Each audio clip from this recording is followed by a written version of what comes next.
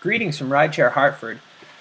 Being a rideshare driver now nearly for a year and interacting with other drivers via this channel and other media, I noticed there's in Connecticut and internationally just a lot of complaining about Uber and specifically, but also just the rideshare industry and how it's difficult to make money and, passengers, ratings, how it's difficult to make money, um, costly overhead, poor customer service, poor driver service, um, fees, and just the business in general.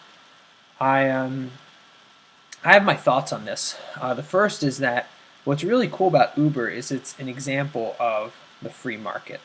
So, and I don't think drivers play their card enough. They think of themselves as employees rather than independent contractors, which is what we are.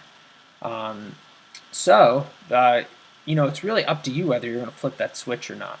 And there's other ways to make money, and it also puts a pressure on these rideshare companies if the rates are too low. For instance, there's most circumstances I just don't find it financially worthwhile to drive for either Uber or Lyft. What I do is if I'm driving, if I'm going from one place to another and I can pick somebody up in a destination, well then I don't lose anything because I'm heading there in that direction anyway. And then with Uber, I'm a surge driver, so I do these events and I work the bar hours for surge rides.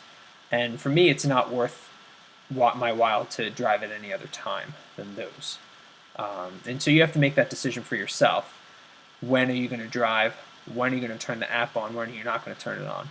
Because if all the drivers had this mindset, then rates would be a lot better, and certainly driver benefits would be a lot better, because then these companies would be forced to provide those benefits because the drivers wouldn't drive otherwise.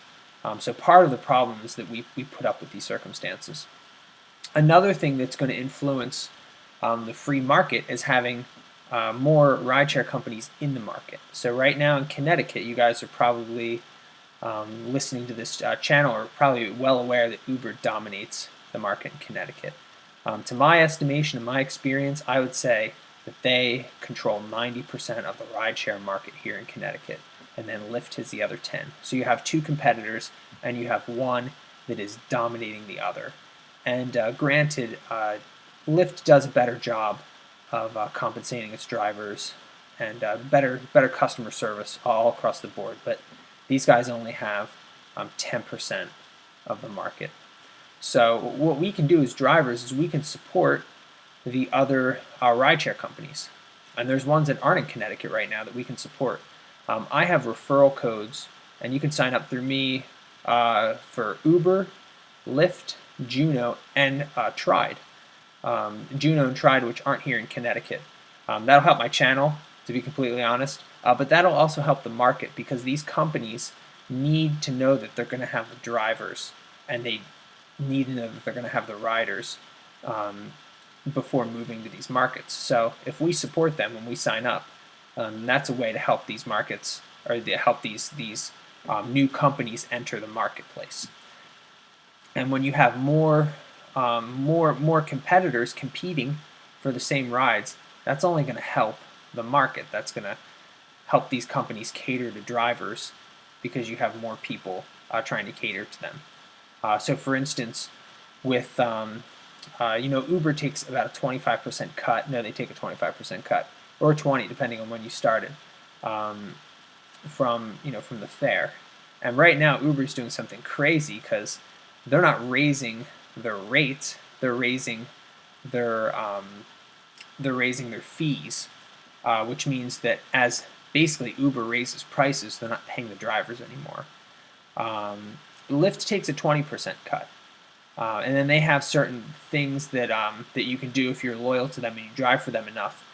You can actually get that reduced to no fees, which is pretty sweet.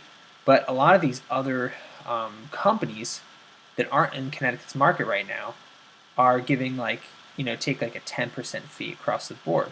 So that's a lot better. And if we had that kind of competition here in Connecticut, it would really help the marketplace out. So this is just something to think about. 2 points here. Really consider what we do is ride sharing. Consider it, part of the free market, and that we can do something. That there's market forces at work, and we can influence them. And two, we can support the smaller rideshare companies and do the best that we can to help them come to Connecticut. So anyway, guys, I hope you enjoyed this video, and please feel free to sign up for these other rideshare companies, the ones that are listed below, and if you know of any others too, please let me know. So please like, share, and subscribe, guys. Ride on.